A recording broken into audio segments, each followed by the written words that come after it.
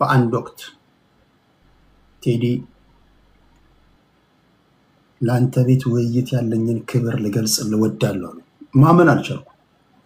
በጣም ነው የምወዳችሁ። ደግሞ የሚገርማችሁ ደውለው ይሄን ያሉኝ ሰዓት ከሆነ ሰው ጋር ስለሳቸው እያወራው በነበረበት ሰዓት አንዳንዴ እንደዚህ አይነት ነገር ይገጥማችኋል።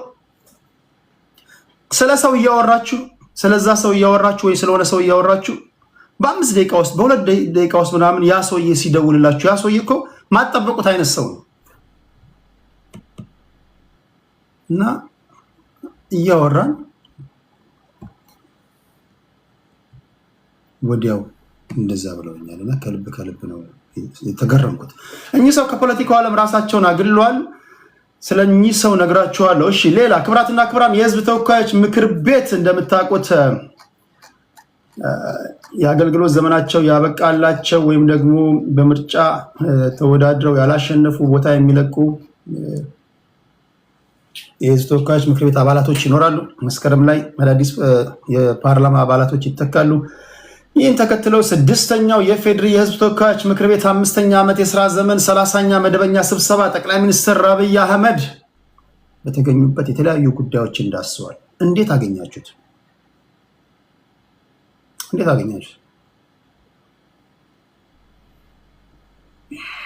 አንድ ጓደኛዬ ከዚህ ጋር በተያያዘ አይ ዶንት ኖ እናንተ እንደዚህ አይነት ነገር ፊል ታረጉ ይሁን አሁን አላውቅም። ጠቅላይ ሚኒስትር አብይ አህመድ ከሚናገረውና እኔ ከምነግራችሁ የተለየ ነገር ሰምታችኋል? ጠቅላይ ሚኒስትር አብይ አህመድ ከነገረ ንግሩ ትክክልም ይሁን አይሁን እውነቴን ነው ያለው። አንዳንድ ጊዜ ባለው ነባራዊ ሁኔታ ነው ስነግራችሁ ጠቅላይ ሚኒስትሩ እንደሚናገር አስበው። አንዳንድ ጊዜ እኔ ስናገር እኔ ጠቅላይ ሚኒስትር ነኝ ያልኳችሁ አይደለም። እኔ በጣም ኦርዲናሪ ሰው ነኝ። እኔ ተራ ሰው ነኝ። እኔ ጀስት ነባራዊ ሁኔታውን ነው የምነግራችሁ። ጀስት ያለውን ነባራዊ ሁኔታ ነው የምነግራችሁ። ለምሳሌ ታስታውሱ እንደሆነ የዛሬ 2 ወር ከታጣቂ ኃይሎች ጋር ጊዜ ማጥፋት አያስፈልግም፣ ቆጣሪው ማጥፋት ነው ብያችሁ ነበር። ቆጣሪው ግብጽ ነው ብያችኋል። የምታስታውሷላችሁ ከኔ ጋር አላችሁ። ከሻቢያ ከዚህ እያልክ እድሜ ልክን ዘመንን መፍጀት የለብም፣ ቆጣሪው ማጥፋት ነው ብያችሁ ነበር። ቆጣሪው ግብጽ ነው። ጠቅላይ ሚኒስትሩ በመጥረቢያ በምናምን በፋስ አድርገው የነገሯቸው ምንድን ነው?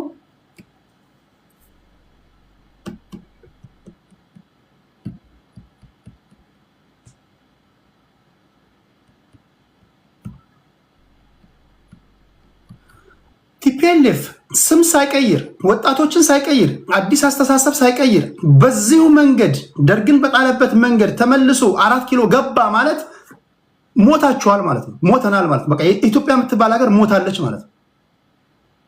አብዛኞቻችሁ አይገባችሁ። ኢቭን ይሄም ለትግራዋይ ራሱ ሞት ነው። ልክ ነኝ? ይሄንን ነው የደገሙላችሁ። ለምንድን ነው? ምክንያቱም የሰው ልጅ በባህሪው ለአዳዲስ ነገር ነው። አዳዲስ ነገር እኮ ይጠማል የሰው ልጅ። ስለዚህ አዲስ ነገር የመሻት እንትናቸው የሞተ ነው ማለት ነው። በቃ አለቀ። በቃ የቲፒኤልኤፍ ዘመን አለቀ። ትግራይ ለቁጥር የሚያዳግቱ በርካታ ምሁራኖች አሏት ናት። አዳዲስ አይዲያዎችን ማምጣት የሚችሉ በሳል ወጣቶች አሏት። ፖለቲካን የሚረዱ የሚተነትኑ እውቀት ያላቸው ምሁራን መፍለቂያ ናት። ብዙ ኤሊቶች ያላት ናት። አሁንም ቲፒኤልኤፍ የምትለኝ ከሆነ ግን አም ሶሪ ማይ ፍሬንድ፣ አም ሶሪ። ዶክተር ብትሆን ምሁር ብትሆን መሀይም ብትሆን የሆነ ነገር ሞቷል። አንለስ ኢንተረስት ግሩፕ ካልሆንክ በስተቀር ከቲፒኤልኤፍ ጋር የወርቅ ሽያጭ ምናምን የሚያያይዝህ ምናምን ወይም ደግሞ ቅናት የቅምጥ ሆነሽ ምናምን ያንዱ የቲፒኤልኤፍ አባል ምናምን ካልሆንሽ በስተቀር እንዴት ነው ማይገባችሁ? ቲፒኤልኤፍ መጣ ማለት ሞታል ማለት ነው። በቃ አለቀ። ይሄን ይደገሙላችሁ ወይ ይመጣል ድጋሚ ብላችሁ የምታስቡላችሁ? አይ በስመ አብ ወልድ።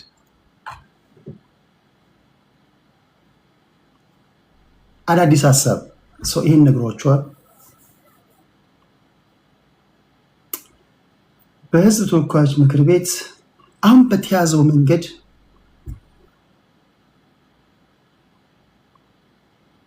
በትጥቅ ትግል ማሸነፍ አይቻልም ብሏል ጠቅላይ ሚኒስትሩ። ማሸነፍ አይቻልም ሲሉ ለእናንተ ነው እድሉ የምሰጣችሁ። ለምንድን ነው እናንተ ማሸነፍ ይቻላል ካላችሁ እንዴት ማይ ፍሬንድ እንዴት ተዘጋጅተህ ትገባለህ? እናወራለን። አይ ዶንት ኬር ሀሳብ ብቻ ምንም የሆነ ምን በትጥቅ ትግል እናሸንፋለን ካልክ መብትህ ነው፣ አደምጣለሁ። በእዩ ጩፋ ጸሎትም ይሄን እናሸንፋለን ካልክ መብትህ ነው። ፍቅር ሲዝምን ይዘን 4 ኪሎ እንገባለን ካልክ መብትህ ነው። እኔ እንዴት ብዬ ጠይቃለሁ? ልክ ነው። እኔን ብትጠይቁኝ የኔን የግል እንትን አይመስለኝም። አይ ኖ ቴዲ እኛ ባየነው መንገድ አላየህም ይመስልኝ ነው። ይሄ ዝም ብለህ አረቄ ጅው አድርገህ መተህ በስሜት ምናምን አትናገር። በአመክንዮ ነው መናገር ያለብህ። ገብቶሃል? በስሌት ነው ማወራል። ገባህ? አሁን እዚህ ጋር አንተ ካድሬ ምናምን ማለት የለብህም። እኔ ካድሬ አይደለሁም። ካድሬ ብሆንም አመዶ ለአንተ እድል አልሰጠህም እኮ ማጅራትን ይዤ አወርድሃለሁ። ትናገራለህ እያልኩ ነው፣ እድል ሰጥሃለሁ። ከኔ በላይ አሁን ዲሞክራት ልጅ አለ። አሁን እዚህ በሶሻል ሚዲያ ታሪክ እንደኔ ያለ ዲሞክራት ልጅ አይተህ ታውቃለህ? እኔ ያፈርሱን አለ።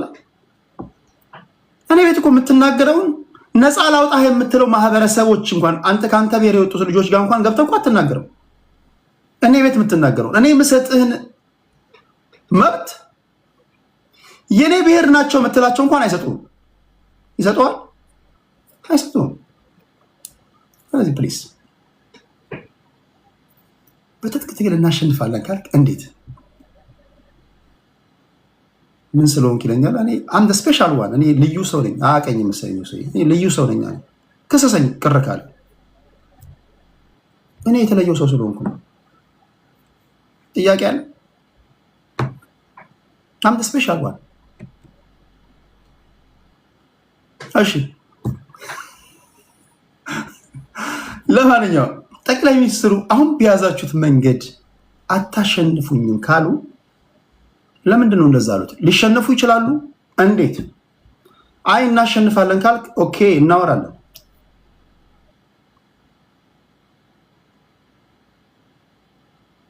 ይኸውላችሁ እያደረክ ያለውን የትጥቅ ትግል ስትገመግመው ምን ይነግርሃል?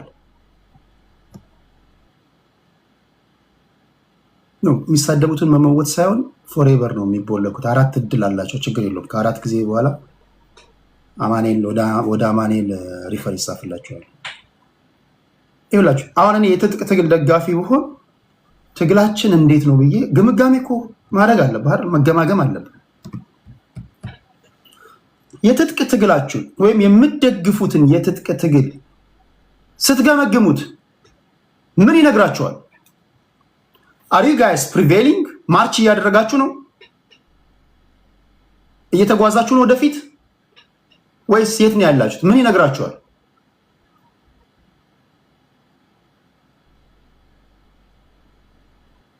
ይሄን መገምገም አለብህ ላይ በንጹህ ሕሊና። እንዳትገመግም የሚያደርጉ እንዳትገመግም ዝም ብለህ ረብሽ የሚሉ ሌላ ኢንተረስት ግሩፖች ናቸው። ኢትስ ኦኬ እየተጓዝክ ነው፣ ተኩስ ወደ ግራ ወደ ቀኝ ወደ ላይ ምናምን የሚል አፈንዳ ምናምን ካሉ እነሱ ሌላ ኢንተረስት ግሩፖች ናቸው። እንዲህ እንድትሆን ያቀናበሩ ሰዎች ናቸው። ኢትዮጵያዊ የትጥቅ ትግል አራማጅ ወይም ደጋፊ ከሆንክ ግን ትግልን መገምገም አለብህ። በየወሩ በየሳምንቱ በየ15 ቀኑ በየቀኑ አመራሮች የሚሰጡህን የምትታገልበት ቦታ ላይ እንዴት ነው ህዝቡ ቅቡልና አለ? ህዝቡ ይቀበልሃል ወይ? በነገራችን አብዛኞቻችሁ ታጣቂዎች ህዝቡ አያውቃችሁም። ውሸቴን ነው። ህዝቡ የቱ ጋር እንዳላችሁ አያውቅም። ውሸቴን ነው። አንዬ እንደነሽ አንዬ የባህር ዳሩ አቀበጥ የባህር ዳር ልጆች ይወዱኛል። ለምንድን ነው? ለምንድን ነው? እኔ የቀበሌ 14 ልጅ መስላለሁ እንዴ? እሺ ጦርነት ይቁም ይላል ሻሎም። ጦርነት ይቁም በመፈክር አይደለም የሚቆመው ማይ ፍሬንድ። በመፈክር ወይ በጸሎት አይደለም። ጦርነት የሚቆመው በስራ ነው። ጦርነት ለማቆም ጦርነት ይቁም ምናምን ብለህ ስለፈከር በፍከራ ምናምን እንደዛ አይደለም፣ ግን በስራ ነው የሚቆመው። ለምሳሌ ጦርነት ውስጥ የገባው ለምንድን ነው? በአግባቡ መገምገም አለበት። ስለ ጠቅላይ ሚኒስትሩ የፓርላማ ውሎ እናወራለን ለማለት ያህል ነው። ዋና መሰረታዊ ጉዳዮችን፣ ማህበራዊ ጉዳዮችን ነካ ካደረግኩኝ በኋላ 3 ፖለቲከኞችን አስገብቼ ጠቅላይ ሚኒስትሩ ንግግር እንዴት አያችሁት ብዬ ይኸውላችሁ፣ አብሶሉት የሆነ ዲሞክራሲ ነው ማለማመዳችሁ። እየሰማችሁ ነው። እኔ የተለየው ልጅ ነኝ ማይ ፍሬንድ። አንድ ጊዜ ረገጥ አድርጌ ልንገራችሁ፣ እኔን ለማታውቁኝ እኔ ኢትዮጵያ ምድር ላይ አይታችሁት ማታቁት የተለየው ልጅ ነኝ። በዚህ የሚከራከራል? አብሶሉት የሆነ ዲሞክራሲ ነው የምሰጥህ። በቃ መብት እሰጥሃለሁ፣ በነፃነት ታወራለህ። እኔ የምጠላው ስድብ ብቻ ነው። እኔ የምጠላው ጋጠ ወጥነት ብቻ ነው። ፕሊዝ ሳንሰዳደብ የመሰለህን ትናገራለህ። ችግር አለ? ይሄ አሪፍ ነው። ይሄ የሚቆረቁራችሁ አላችሁ፣ ትገባለህ። ብቻ ሀሳብህ በመከባበር ላይ ተመሰረተ ይሁን። አማራ ወንድምህ ከአንተ የተለየ ሀሳብ ወይም የፋኖ ደጋፊ ከአንተ የተለየ ሀሳብ ስላለው መሰደብ የለበትም። የኦነግ ደጋፊው ከአንተ የተለየ ሀሳብ ስላለው መሰደብ የለበትም። ቲፒኤልኤፍ ደጋፊው ከአንተ የተለየ ሀሳብ ስላለው መሰደብ የለበትም። ብልጽግናው ደጋፊ ከአንተ የተለየ ሀሳብ ስላለው መሰደብ የለበትም። በቃ አለቀ። ትከራከራለህ፣ ወደ ምትሄድበት ትሄዳለህ። በቃ ልዩነት ሀሳብ ነው አይደል? ምንድነው ጠላት የሚያደርገው? በቃ የሀሳብ ልዩነት ነው ያለ። የተሻለ ሀሳብ ያለው ወይም ደግሞ አብዛኛው ህዝብ ያንተን ሀሳብ ከገዛ ፐርሲዌድ ማድረግ ከቻልክ ያንተ ሀሳብ ያሸንፋል። አለቀ። ከዛ በተረፈ ሀገርህ በምትፈልግ ሰዓት ትቆማለህ፣ ግዴታ ነው። ትመጣለህ፣ በዶሜስቲክ ጉዳይ ላይ ፋይት ታደርጋለህ። እንደ ፋኖ እንደ ብልጽግና ምናምን። እኔ የጦርነት ደጋፊ አይደለሁም፣ ግን ባለህበት ነባራዊ ሁኔታ ትተነትናለህ፣ መድረክ ሰጥሃለሁ። በሀገራዊ ጉዳይ ላይ ግን አንድ ነህ። ኢትዮጵያ ተነካሽ ሲባል ከሚስት ጋር ተኝተህ እንኳን ሰክተህ ካለ ነቅለ መምጣት አለብህ። በቃ ጥሪ ከተደረገ ነቅለ መምጣት አለብህ። ቆይ ልጨርስ ምናምን የሚባል ነገር የለም። ምን አባትህ ነው የምትጨርሰው? ሀገር ተነካች ከተባለ ፋኖ የለ፣ ኦነግ የለ፣ ብልጽግና የለ፣ ትመጣለህ። ሰባኪ የለ፣ መመባ ሰብሳቢ የለ፣ ነብይ የለ። ያን ካስከበርክ በኋላ ደግሞ ትሄዳለህ ወደምትሄድበት። መጀመሪያ ሀገር ሲኖር ነው የምትተክለው፣ የምተኛው፣ የምታገባው፣ የምትለው አይደለም የምትሰዳደበው ምናምን። በሀገር ጉዳይ አባቶቻችን ያስለመዱን ያስተማሩን ይሄን ነው። ሀገርን የማየው እኔ እንደ እግር ኳስ ጨዋታ ነው። ለምሳሌ ኢትዮጵያ ፕሪሚየር ሊግ ላይ 20 ቲሞች አሉ አይደል? እግር ኳስ ለምታውቁ ሰዎች 20 ቲሞች አሉ። ቡና የሚባል አለ፣ ጊዮርጊስ የሚባል አለ፣ ሐዋሳ ከነማ የሚባል አለ፣ ዳሽን የለም፣ ባህር ዳር አለ፣ ፋሲል አለ። እነዚህ 20 ቲሞች 20 የተለያየ አይነት መለያ አላቸው። የፋሲል ከነማ እንደዚህ ነው፣ ባህር ዳር ሌላ ነው፣ ሐዋሳ ከነማ ሌላ ነው፣ ሲዳማ ቡና ሌላ ነው፣ ጊዮርጊስ ሌላ ነው። ደጋፊዎቻቸውም ይለያያሉ። የቡና ደጋፊ ከጊዮርጊስ ጋር ይደባደባል። የሐዋሳ ከነማ ደጋፊ ከኢትዮጵያ ቡና ደጋፊ ጋር ይደባደባል። የፋሲል ከነማ ከባህር ዳር ጋር ይሰዳደባል። ወላይታ ዲቻ ከእንትና ጋር ይሰዳደባል። በዶሜስቲክ ሊግ ላይ ማለት ነው። ራይቫለሪ ናቸው። በቃ ፉክክር አለ ምናምን፣ ትገዳደላለህ፣ ትፈነካከታለህ። ግን ከነዚህ ከ20 ቲሞች ሀገርን የሚወክሉ ተጫዋቾች ይመረጣሉ። አረንጓዴ፣ ቢጫ፣ ቀይ ይለብሳሉ። ከቡና ይመረጣል፣ ከጊዮርጊስ ይመረጣል፣ ከሐዋሳ ከነማ ይመረጣል፣ ከዲቻ ከምናምን ይመረጣል። ብቃት ያላቸው ተጫዋቾች ከዛ የብሔራዊ ቡድን መለያ ይለብሳሉ። ለናሽናል ቲም ሲጠሩ እነዚህ ተጫዋቾች የክለባቸውን መለያ ለብሰው አይመጡም። እነዛ ጊዮርጊስ፣ ቡና፣ ፋሲል ምናምን የተባባሉ ሲሰዳደቡ የነበሩ ደጋፊዎች የናሽናል ቲም ጨዋታ ሲኖረው ወይ ባህር ዳር ላይ ሊሆን ይችላል፣ ወይ ሐዋሳ ላይ ሊሆን ይችላል፣ ወይ ድሬዳዋ ላይ ሊሆን ይችላል። ጨዋታው ተቃቅፈው ይጨፍራሉ። ቡና የለ፣ ጊዮርጊስ የለ፣ ኢትዮጵያ ብሔራዊ ቡድን ከተባለ ሀገርም እንደዛ ነው።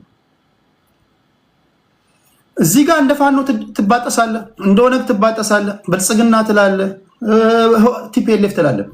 ኢትዮጵያ ተነካሽ ሲባል ግን ፋኖነትን ታወልቃለህ፣ አመዶ ኦነግነትን ታወልቃለህ፣ ቲፒኤልኤፍነትን ታወልቃለህ፣ ብልጽግናነትን ታወልቃለህ። ኢትዮጵያ የሚል መለያ ትለብሳለህ። ኢትዮጵያን የነካው ማን ነው ትላለህ፣ ትያያዛለህ እጅ ለእጅ። ይህን ስናገር ይህ ልጅ አደገኛ ነው የሚሉ አሉ፣ የማይወዱ አሉ። በተለይ ታሪካዊ ጠላቶቻችን እንዲህ ያለ ንግግር መስማት አይፈልጉም። ቢኮዝ እንዲህ ያለ ንግግር ከብሔርተኞች ሊሰሙ አይችሉም። ዳስ ዋይ ፈንጠር ብዬ ቁጭ አልኩት። ሀገር ተነካ ሲባል አማራ የለ፣ ኦሮሞ የለ፣ ስልጤ የለ፣ ጉራጌ የለ፣ ምናምን ምናምን። አማራ ተነካ፣ ኢትዮጵያ ተነካ ከተባለ አማራው ነው የሚነካው፣ ኦሮሞ ብሎ ሁሉም ነው የሚነካው አይደል? አንድ ላንት ትያያዛለህ።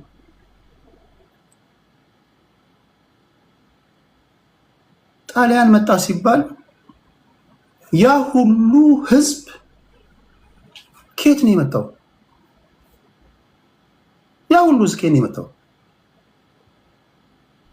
ይሄ በተለይ ዓለም አቀፍ ፖለቲካ ብሔርተኞች፣ ዓለም አቀፍ ፖለቲካ ቢያንስ ግማሽ ቀን ማድመጥ አለብህ።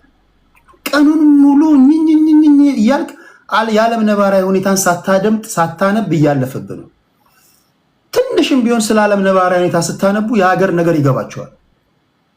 ብዙዎቻችሁ ብሔርተኞች መሰረታዊ ችግራችሁ 24/7 አማራ አማራ አማራ አማራ፣ ኦሮሞ ኦሮሞ ኦሮሞ ኦሮሞ፣ ስልጤ ስልጤ ነው የምትለው እና መቼ ነው ስለ ሀገር የምታወራው? የምትወልዳቸው ልጆች የሚያድጉበት እኮ ሀገር ያስፈልጋል እኮ። ልጆችን የት ለማሳደግ ነው የምታስረግዘው? አመዶ ታስረግዛለህ። እንግዲህ የህዝብ ቁጥር እየጨመረ ነው። ትተኛለህ፣ ታስረግዛለህ፣ እሷም ትሰጣለች። እኚህ ልጆች የት ነው የሚያድጉት? ሀገር ከሌለ የት ነው የሚያድጉት? ስለዚህ በሀገር ጉዳይ ላይ ዚሮ ቶለራንስ።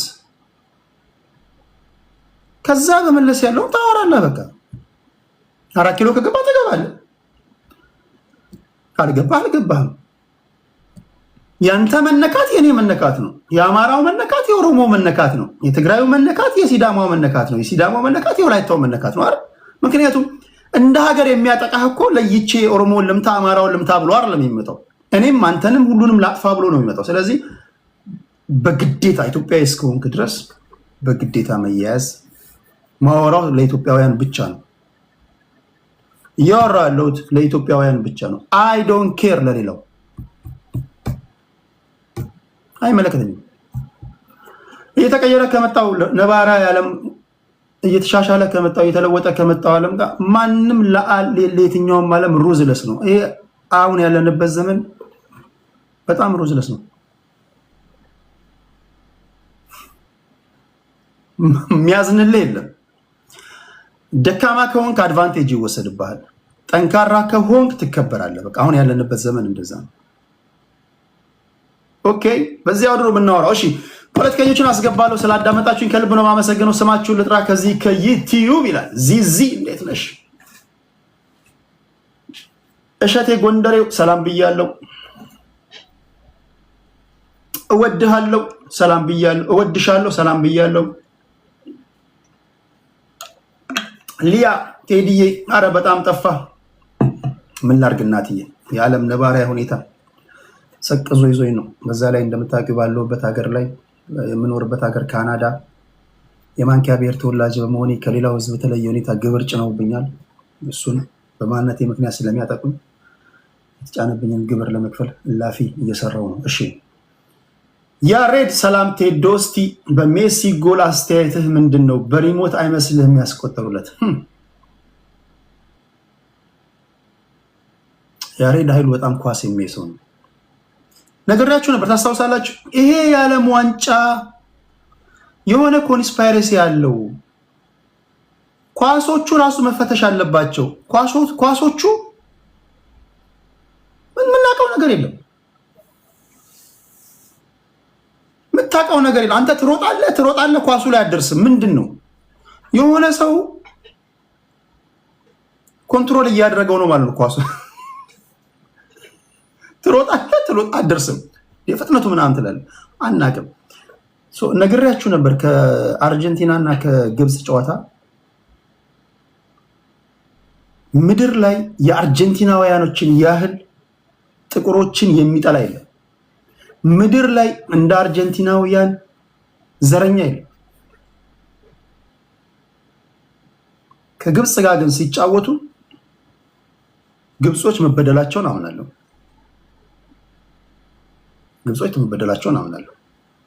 ምንም ጥያቄ የለው።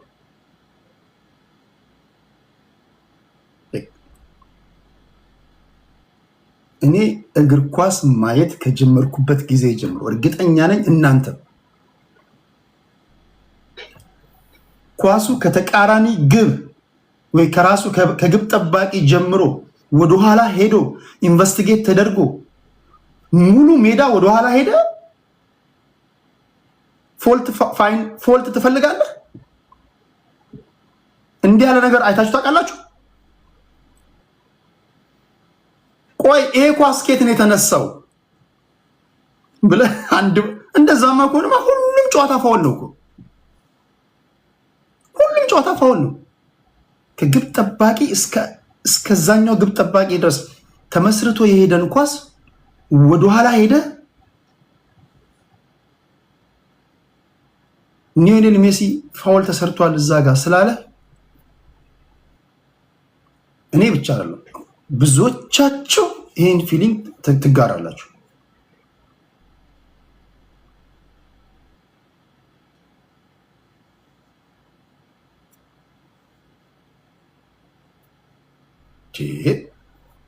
አይ ዶንት ኖ። ለማንኛውም በሜሲ ጎል ዙሪያ አስተያየትን ስጥ። በሪሞት አይመስልህም ወይ? ጠረጥራለሁ። ብቸኛው በዚህ ሰዓት መደግፋት ቲም ፈረንሳይ ናት። ክብራትና ክብራን ፈረንሳይ ይሄን የዓለም ዋንጫ ፈረንሳይ ካላነሳች ትልቅ ለፈረንሳይ ብሔራዊ ቡድን ትልቅ ውድቀት ነው፣ ክስረት ነው። ምክንያቱም ፈረንሳይ ከግብ ጠባቂ እስከ አጥቂ ድረስ የተሟላለት ነው። ፈረንሳይ ነው ጥቁር ስለሆኑ ምናምን አይደለም። ይህንን የዘንድሮን የፈረንሳይ ብሔራዊ ቡድን የሚያቆም ከተገኘ እኔ ይገረማል። ይህን የዓለም ዋንጫ ፈረንሳይ ካላነሳች በፈረንሳይ እግር ኳስ ታሪክ የመጨረሻ ውድቀት ነው ብዬ ነው የማስበው። በተረፈ ፈረንሳይ እንድንደግፋቸው የሚያደርጉን ብዙ ነገሮች አሉ። እሺ ያሬዶሽ ሰላም። እሺ ፈርዴ ሱልጣን ሰላም ብያለው። ጀማል ኢብራ ሰላም ብያለው። አየለ ቴዲ እንዴት አደርክ? ሰላም ነው ወይ? ሰላም ነኝ እግዚአብሔር ይመስገን።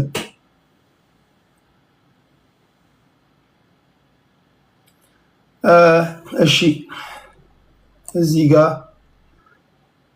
ብስራት ኤፍኤም ሰላም ብያለው። ጥቁር ሰው ሰላም ብያለው። ብትሰድበኝም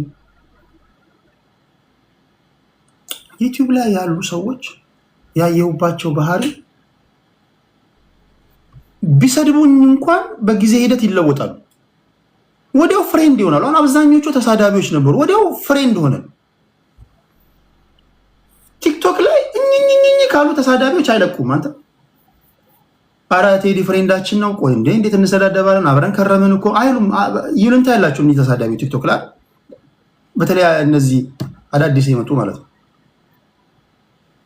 ከኔ ጋር እኮ 7 ዓመት 8 ዓመት ከቆየ እኮ እንሰዳደብም እኮ እንተዋወቃለን ማለት ነው። ባህሪን ታውቃለህ፣ ባህሪያችሁን አውቃለሁ። ስትገቡ ሰላም ነው የቴዲ እንዴት ነው ምን አዳዲስ ነገሮች አሉ ምናምን ብለህ አውርተህ እድል ካገኘ ገብተህ ተናግረህ ነው የምትወጣው እንጂ እንደዛ ነው የሚመስለኝ መሆን የነበረበት። እሺ ስትናገር በኩርኩም ስለምትላቸው እሺ ቴዲ የጎንደር ፋኖ ጽምዶ የሚባል ነገር አላውቅም ማለቱን ሰማህ ወይ? በይፋ እስኪ መግለጫ እስከሰጡ ደግሞ የምናየው ይሆናል። በአመራር ደረጃ ወያኔው ያውን ኦኬ። ሙልጌታ ሰላም ብያለው። ዚዚ ሰላም ብያለው። ሚያየው ከፌስቡክ ሰላም ብያለው። ሚያየው እና ጥቁር ሰው ከፌስቡክ ቴዲ አስገባኝ። እሺ ትደውላላችሁ በቃሉ ሰላም ብያለሁ። ሰጊዲ ሰላም ብያለሁ። 4 ኪሎ መግባት የሚፈልግ 86 ብሔር ማክበር 9 ሃይማኖቶች አሉ። እነሱን ማክበር በአጭሩ ማለት ነው።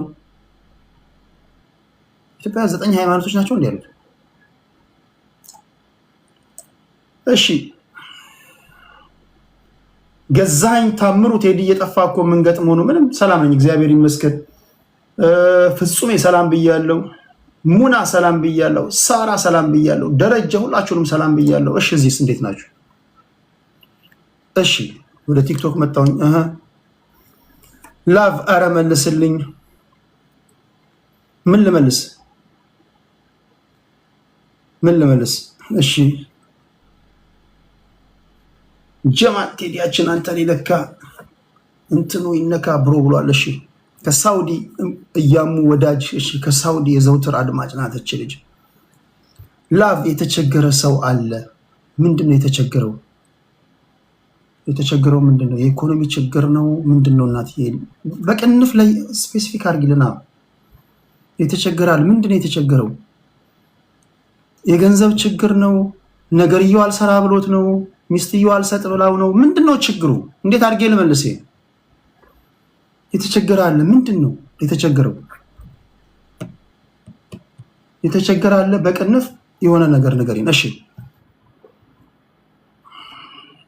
ቴዶ የፋሲካን ነገር በጣም ብዙዎቻችሁ ሼር አድርጋችሁልኛል። ፋሲካ የምትባል የቲክቶክ ላይ ያለች ሴት ቴዲን እባካችሁ ድምፁን ብላለች። እንደዛ ነው ያለችው። ኦኬ አይቻለሁ፣ ልካችሁልኛል። ብዙዎቻችሁ ሜንሽን አድርጋችሁልኛል።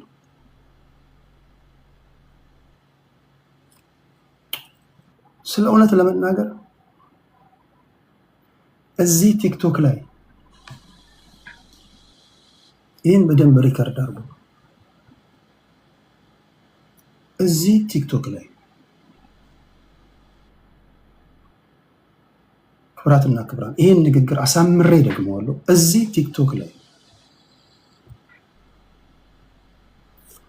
ታዋቂ ከሆናችሁ ሴቶች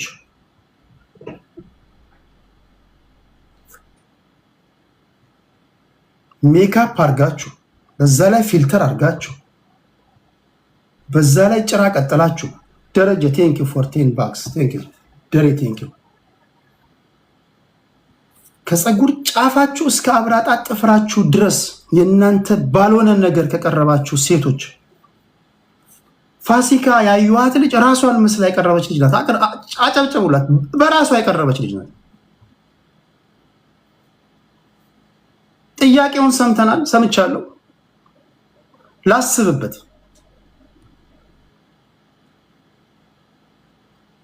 እውነት ላስብበት። በቃ በራስ መተማመኗ ደስ ይላል። ራሷን መስላ የመጣች ልጅ ሜካፕ የለ፣ የፈረስ ጭራ የለ፣ ፊልተር የለ። አብዛኞቹ በፊልተር በሜካፕ በምናምን ያበዱ የምታዩቸው ያን ቢያጠፉ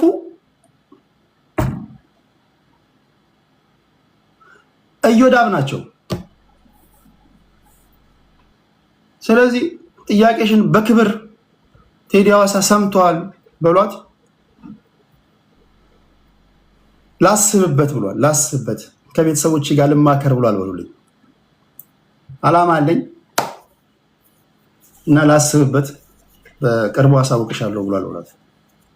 ያደርሱልኝ። በተረፈ ግን አክብሮቴ እንዳለ በጣም ነው አክብሮቴ እንዳለ ነገሩልኝ። አክብሮቴ እንዳለ ነው። በርቺ።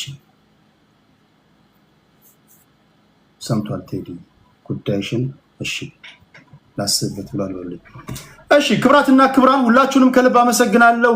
ለታፕታፑ ለኮፒ ሊንክ ሼሩ ዩቲዩብ ላይ ያላችሁ በሙሉ ደሬ ከልብ አመሰግናለሁ። ደረጀ አበበ ለ$10 ሱፐር ስቲከር የመጀመሪያ ዜናዎች ወደ እናንተ ማደርሰው።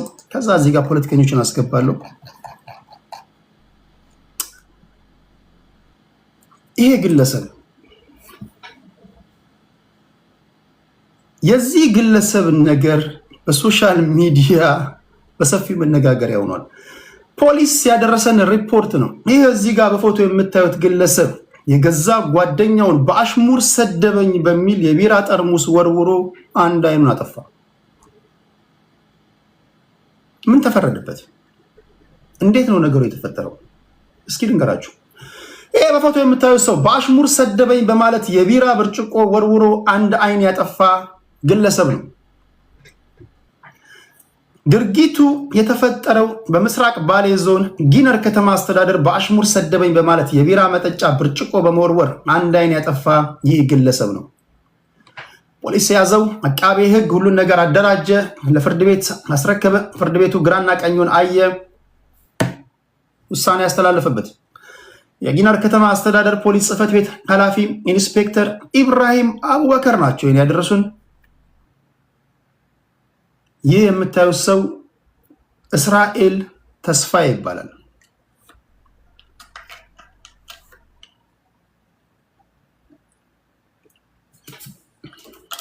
እስራኤል ተስፋዬ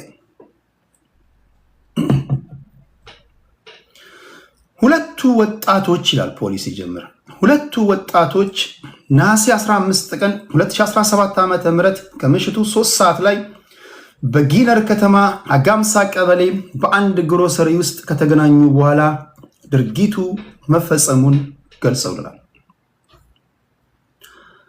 ተከሳሽና የግል ተበዳይ በግሮሰሪ ውስጥ እየተጫወቱ ሳለ አለመግባባት መፍጠራቸውን የገለጹት ኃላፊው የግጭታቸው መንስኤ ተከሳሽ በአሽሙር ሰድቦኛል በሚል ነው። በዚያም የሚጠጣበትን የቢሮ ብርጭቆ በመወርወር የግራ አይኑን አጠፋው። ፖሊስም በወቅቱ የደረሰውን ጥቆማ መሰረት አድርጎ ተከሳሹን በቁጥጥር ስር በመዋል ምርመራ ማድረግ ጀመረ።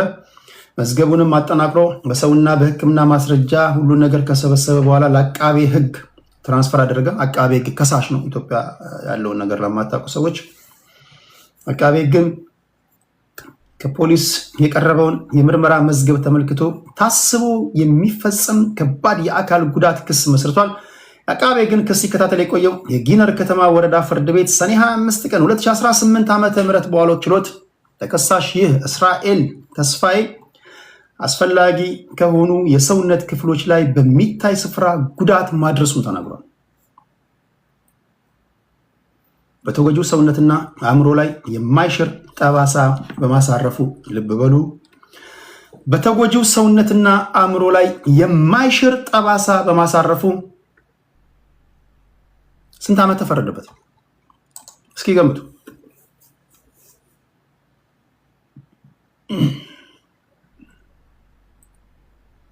አንድ አይን ያጠፋው አቃቤ ክሱን አደራጅቶ ለፍርድ ቤት ሰጠ። ፍርድ ቤት አየ፣ ግራ ቀኙን መረመረ። በተበዳይ ላይ፣ በአእምሮ ላይ፣ በአካሉ ላይ ያውም እጅግ አስፈላጊ የሆነ የሰውነታችንን ክፍል ነው ያጎደለው። ተጎጂ ላይ የማይሽር ጠባሳ ነው ያሳደረው አለ። ስንት የፈረደበት ይመስላችኋል? እሺ ጀማል ኪሮስ 10፣ አበራ 3፣ እዚህ ሚሚ 15፣ ጴጥሮስ 20፣ ጎዱይት 10፣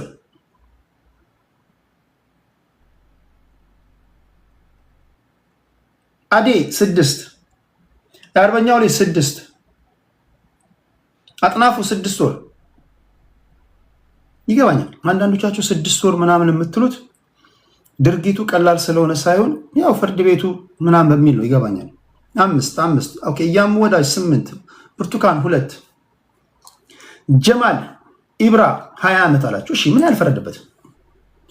በተጎጂው ሰውነትና አእምሮ ላይ የማይሽር ጠባሳ በማሳረፉ በ2 ዓመት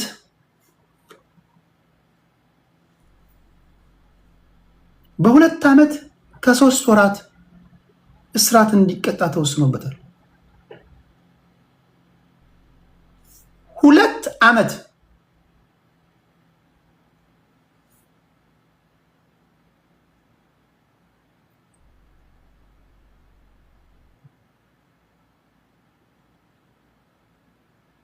ግራ አይኑን ማጥፋቱን በሕክምናና በሰው ማስረጃ አረጋግጠው አስፈላጊ ከሆነ ሰውነታችን አካል ነው የጎደለው ብለው አምነው ተበዳይ ላይ የማይሽር ጠባሳ አሳድሯል ብለው 2 ዓመት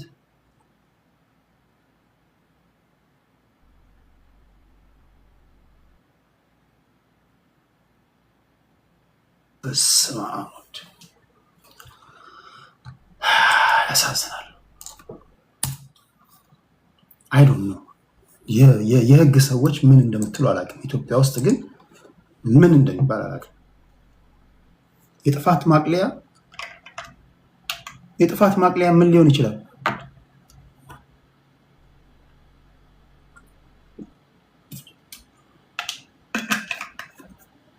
የጥፋት ማቅለያ ምን ሊያቀርብ ይችላል?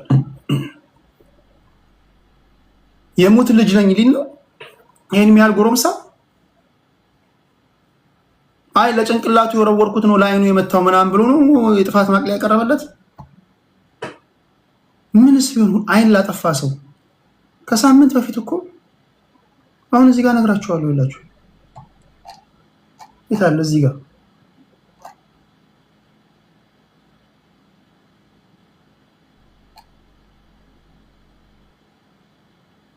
እዚህ ጋር ይታል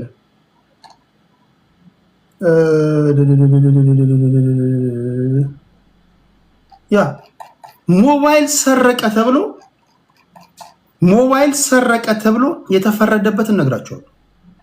አይን ላጠፋ ሰው ይሄን ያህል ከፈረዱ ሞባይል ሰርቀሃል ያሉትን ግለሰብ ቀጥሎ መነግራችሁ ይኸውላችሁ፣ ጠብቁኝ እሺ። ሌላው ይህ ሰውዬ ነው ይሄ አይደለም። እሺ ወደዚህ እመጣለሁ። ይህ ሰውዬ ክብራትና ክብራት ዛሬ በሶሻል ሚዲያ በሰፊው መነጋገሪያ የሆነ ግለሰብ ነው። ወንጀል ሰራ፣ በፖሊስ ተያዘ፣ እስር ቤት ገባ። እስር ቤትም እያለ ታመመ። የሕክምና ሰዎች መጡ፣ ኦክሲጅን ገጠሙለት፣ በስትሬቸር ወይም ደግሞ በቃሬዛ ወደ ሆስፒታል ወሰዱት። የተሰካለትን ግሉኮስ ነቅሎ አመለጠ። ሲሮጥ ተያዘ።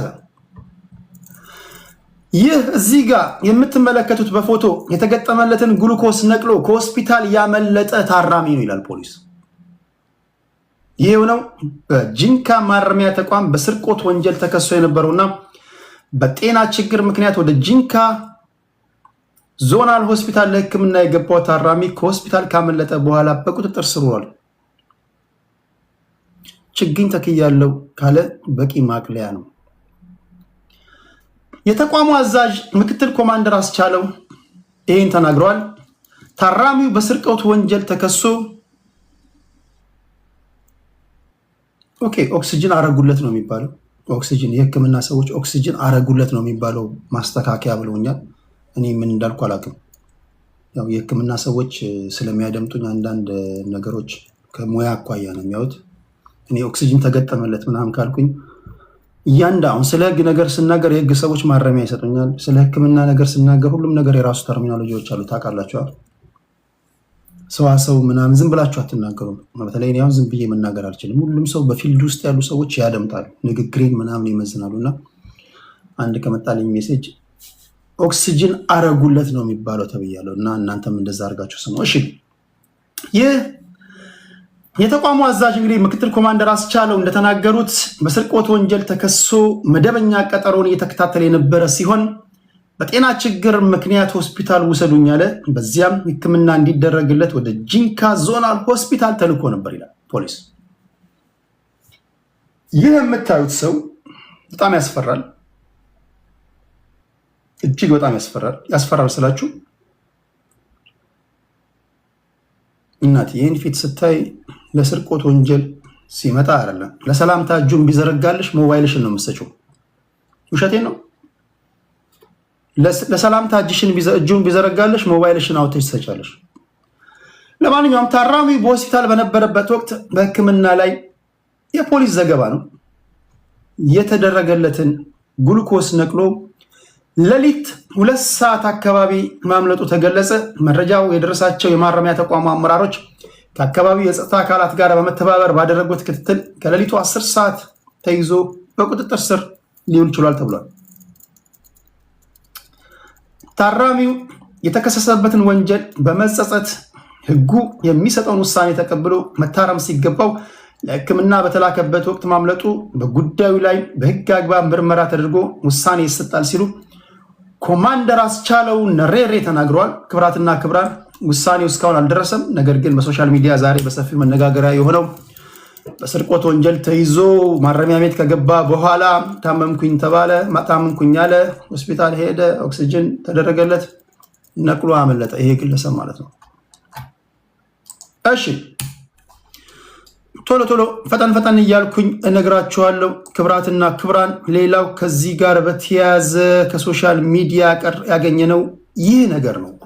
ይህ የምታዩት ሰው ካገባት 1 ሳምንት የሆነችውን ሚስቱን አሰቃቂ በሆነ ሁኔታ ገሏል። ገሎም ተሰውሮ ነበረ።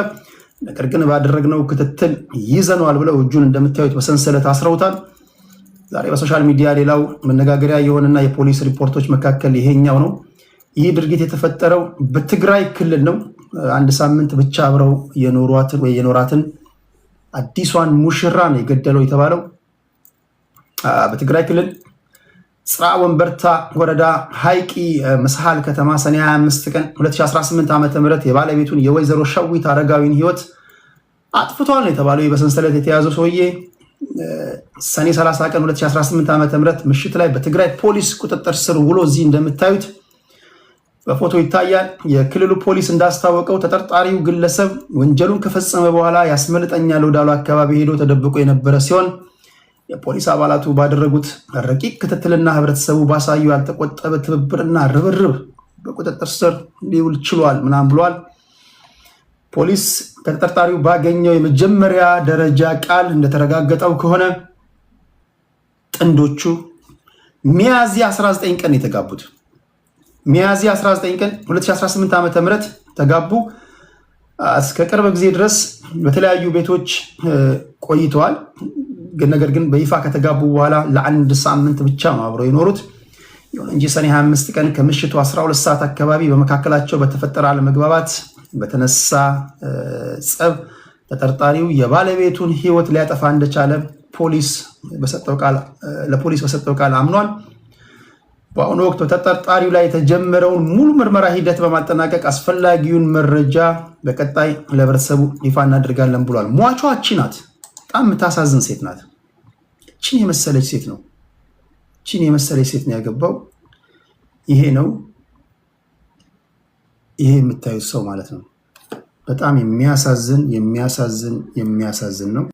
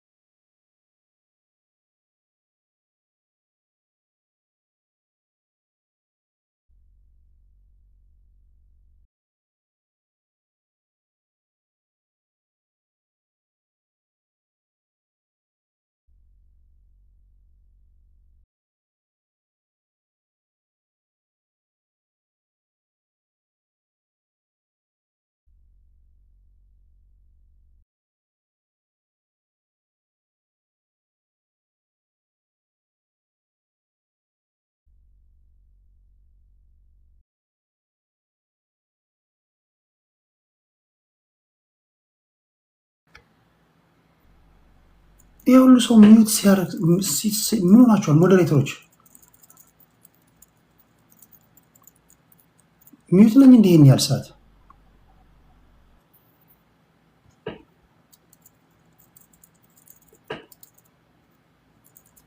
እሺ፣ አም ሶሪ ጋይስ። ለማንኛውም ይሄ ነው ያየነው። ቶሎ ቶሎ ልበልና ፖለቲከኞችን አስገባችኋለሁ። የምትገቡ ፖለቲከኞች በተለይ የጠቅላይ ሚኒስትሩን ንግግር የታያችሁት በዛ ዙሪያ ተዘጋጃጃላችሁ። ስለምትናገሩት ንግግር በቂ እውቀት በቂ ግንዛቤ ያላችሁ ብትሆኑ ትመረጣላችሁ። አካላቶች በእውነትስ እነዚህን ታጣቂዎች ሰፖርት ያደርጓቸዋል? በዚህ ጉዳይ ላይ ነው የምናወራው። ክብራትና ክብራን ተዘጋጃላችሁ ለማለት ያህል ነው። እሺ ሌላው በሶሻል ሚዲያ ዛሬ ወይም ደግሞ በኢትዮጵያ ከተፈጠሩ አበይት ክስተቶች መካከል ይሄ የዚህን ጉዳይ ጨርሰናል። የዚህ ልጅ ጉዳይ እዚህ ጋር ስልክ ይዞ የምታዩት የሸበላ ሰልፊ ሊያነሳ አይደለም፣ ወይም ደግሞ ላይቭ ገብቶ እንዳይመስል ስልክ እንደዚህ ይዞ ስታዩት፣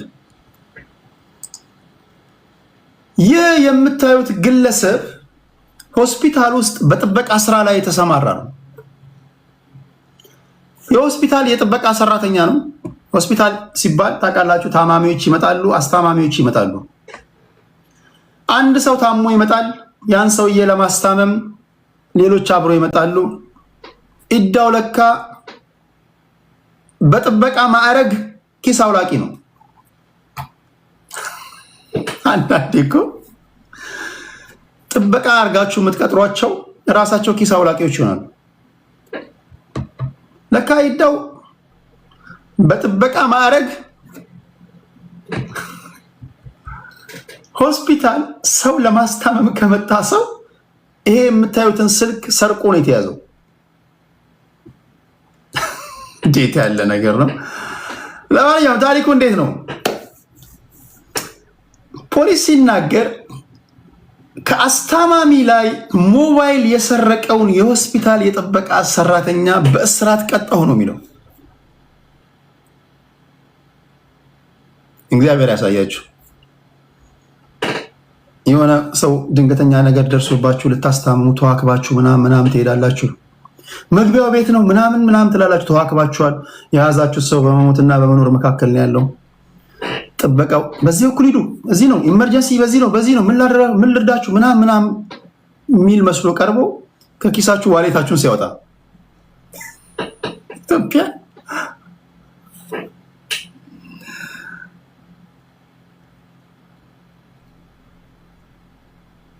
እንግዲህ በጣም ግርግር ይፈጠራል። ይሄ እንደዛ ነው ያደረገው። እሺ የት አካባቢ ነው? መቼስ ብሔርተኞች እሺ የዚህ የኛው ጉድ ይሆን ምናምን እያላችሁ ነው። እስኪ የት አካባቢ ነው? የት ነው? ኦሮሚያ ነው? አማራ ነው? ትግራይ ነው? ወላይታ ነው? ሲዳማ ነው? የት አካባቢ ነው? የት ክልል ነው? ተከሳሹ እዚህ ጋር የምታዩት ለማንኛውም በመሀል የምናየው ይሆናል። ለዓለም ታደገ ይባላል። ለዓለም ታደገ የኛው ጉድ ይሆን እያላችሁ ነው። እስኪ እየተጠራጠራችሁ ጠብቁ። ለዓለም ታደገ ይህ የምታዩት ኪስ አውላቂ ሌባ ለዓለም ታደገ ይባላል። የሞባይል ስርቆት ወንጀሉን የፈጸመው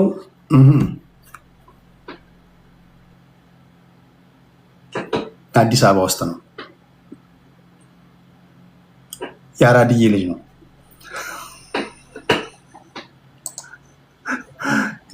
የማንኪያ ብሔር ነው አይደለም። ይሄ የማንኪያ ብሔር ቢሆንም አንሰይፈዋለን። ስማ አዲስ አበባ ውስጥ ነው። የአዲስ አበባ ልጅ ነው። የአዲስ አበባ ውስጥ ሰረቆት የያዘ ማለት የአዲስ አበባ ልጅ ወይም የአዲስ አበባ ተወላጅ ሊሆንም ላይሆንም ይችላል። ለማንኛውም ድርጊቱን የፈጸመው በኮልፌ ቀራኒዮ የኮልፌ ልጆች አላችሁ።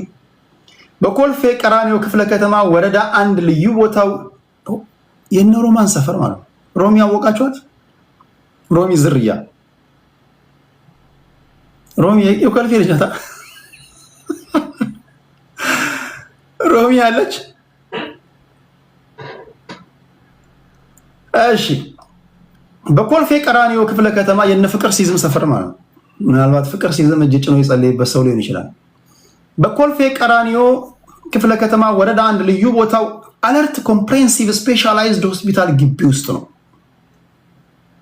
ተከሳሹ የሆስፒታሉ የጥበቃ ሰራተኛ ሲሆን የተሰጠውን ኃላፊነት ወደ ጎን በመተው ቤተሰብ እያስታመሙ የነበሩ አንድ የግል ተበዳይ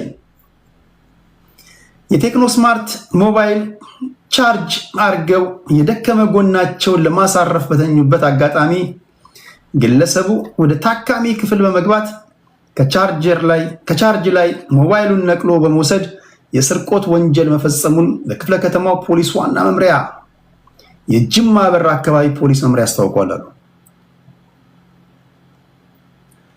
ፖሊስ ተከሳሹን በቁጥጥር ስር በዋለበት ወቅትም ከተሰረቀው ሞባይል በእጁ ላይ እንደተገኘና ሞባይል ውስጥ የነበሩ የግል ተበዳይን ሙሉ ፋይሎች በማጥፋት የራሱን ሲም ካርድ አስገብቶ ሞባይሉን ሲጠቀምበት እንደነበረ የገለጸው የጅማ በራ አካባቢ ፖሊስ መምሪያ አስፈላጊው ምርመራ ከጣራበት በኋላ ክስ እንደተመሰረተበት ተጠቅሷል። በዛው ነው የቀየረው። ይሄ ጊዜም አላጠፋም። ስልኩን አይ ቲንክ ወይ በጣም አስቸግሮታል መሰለኝ እሱ ስልክ ሲም ካርድ ቀየረ። እዛው መነካካት ጀመረ። ወይ ቲክቶክ ለማየት ወይ በቃ ሶሻል ሚዲያ ለማየት ጓጉቶ ሊሆን ይችላል። ይህ ተከሳሽ ለዓለም ታደገ ጉዳዩን ተመለከተ። የፌዴራል የመጀመሪያ ደረጃ ፍርድ ቤት ኮልፌ ቀራኒዮ ምድብ ፈጣን የወንጀል ችሎት ጥፋተኝነቱን በሰው ማስረጃ ካረጋገጥኩኝ በኋላ አለ ተከሳሹን ያስተምራል፣ ሌሎችንም እንዲሁ ለግንዛቤ ማስጨበጫ ይሆናቸዋል በሚል እንዲሁም ሌሎችም ለመስረቅ እየተንደረደራችሁ ያላችሁ ካላችሁ ያስጠነቅቃል በሚል በአንድ ዓመት በሁለት ዓመት እስራት እንዲቀጣ ውሳኔ አስተላልፌያለሁ። ቅድም አይን ያጠፋውም ልጅ በሁለት ዓመት ቅድም አስታውሳችሁ የልጁን አይን ያጠፋው ልጅ በሁለት ዓመት ነው የተቀጣው። ይሄ ሞባይል ሰርቆ የተያዘውም ልጅ በሁለት ዓመት ነው የተፈረደበት። እምገርም የምደንቅ ታሪክ እኮ ነው የኛ ነገር። እምገርም የምደንቅ ታሪክ ነው ጎበዝ። አይን ያጠፋ 2 ዓመት፣ ሞባይል የሰረቀ 2 ዓመት። እሺ ለማንኛውም በጥበቃ ስራ ላይ የተሰማራችሁ እባካችሁ ሙያችሁ ከሚፈቅድላችሁ ውጪ በተለይ ተገልጋዮችን አትስረቁ፣ እኩይ ወይም ደግሞ ስነ ምግባር የጎደለው ድርጊት አትከውኑ ለማለት ወዳለሁ በዚህ አጋጣሚ። ሌላው አንድ የሆስፒታል ዳይሬክተር ከታጣቂ ኃይሎች ጋር ግንኙነት ፈጥሯል በሚል ታስሯል። ይህ ሰው የአዲግራት ሆስፒታል ሜዲካል ዳይሬክተር ነው። ህዝባዊ ወያኔ ሓርነት ትግራይ ወይም ደግሞ የቲፒኤልኤፍ ሰዎች ማየትም መስማትም ከማይፈልጓቸው አካላት ጋር ግንኙነት ፈጥሯል በሚል የታሰረ ሰው ነው። አዲግራት ሆስፒታል ዳይሬክተር እግዚአብሔር ያሳያችሁ። ሰዎችን እየመለመለ ለነስምረት ያስረክባል፣ ለነሐራ መሬት ያስረክባል ነው የሚሉት።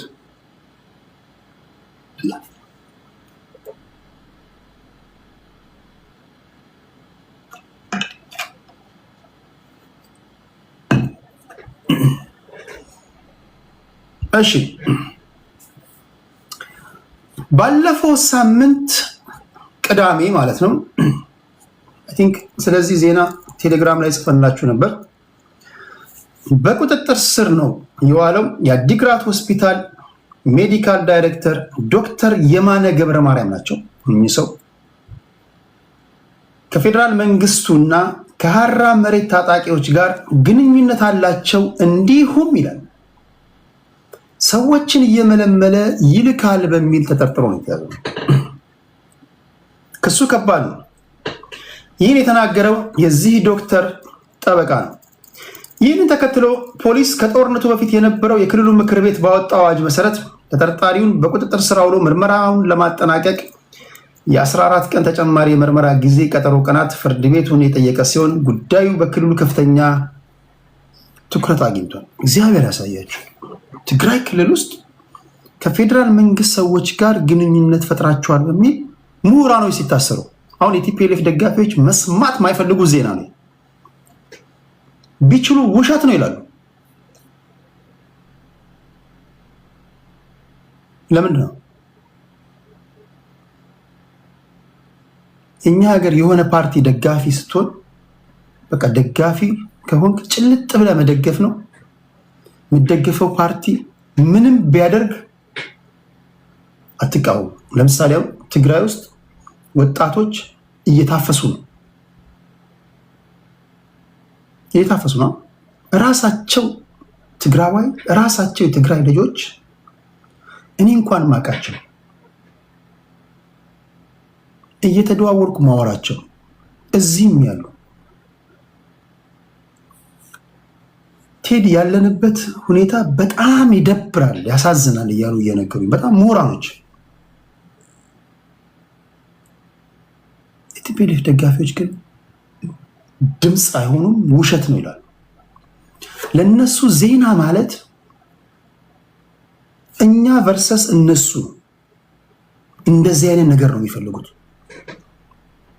ይሄ በነገራችን ላይ የእነሱ ብቻ ባህሪ ሳይሆን የሁላችሁም ባህሪ ነው።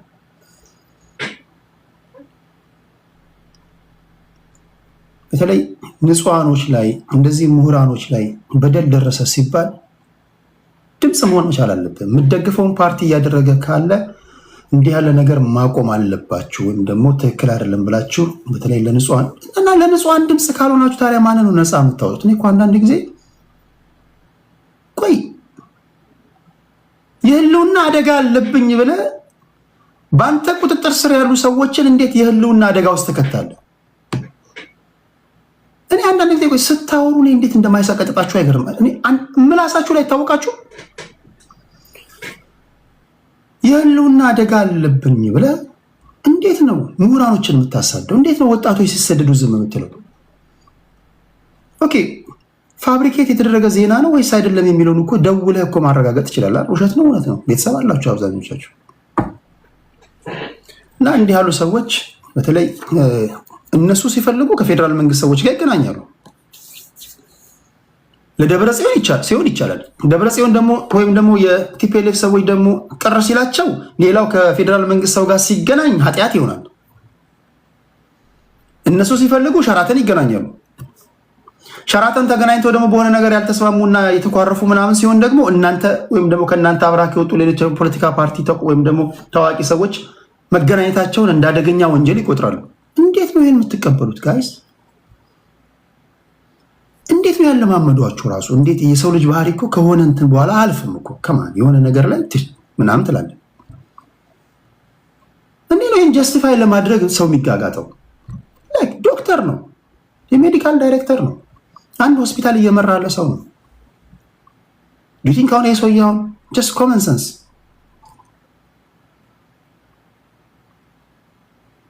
ታጣቂ እየመለመለ ይልካል ብለህ ታስባለህ? እና ይሄ አይ ዶንት ኖ። ለማንኛውም የአዲግራት ሆስፒታል ሜዲካል ዳይሬክተር ነው፣ ፍርድ ቤት ቀርቧል። ያደገ የሚሄድ ዜና ነው። አጠቃላይ ሂደቱን ወደ እናንተ አደርሳለሁ። ሌላው እነዚህ ድርጅቶች ይህን ዜና ላንብብላችሁ። የኢትዮጵያ ፌዴራላዊ ዲሞክራሲያዊ ሪፐብሊክ የነዳጅና ኢነርጂ ባለስልጣን የጻፈው ደብዳቤ ነው። ትንሽ ፌድ ያደረገ ነው። ለአሽከርካሪዎች በጣም ይጠቅማቸዋል። በደንብ ስሙ፣ አድምጡ።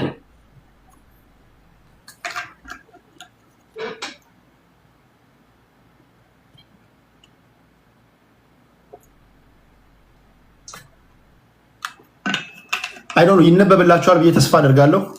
እስኪ በሙሉ ላድርግላችሁ። ዩቲዩብ ላላችሁ ይታያችኋል፣ ይነበብላችኋል። ደብዳቤው ይነበብላችኋል።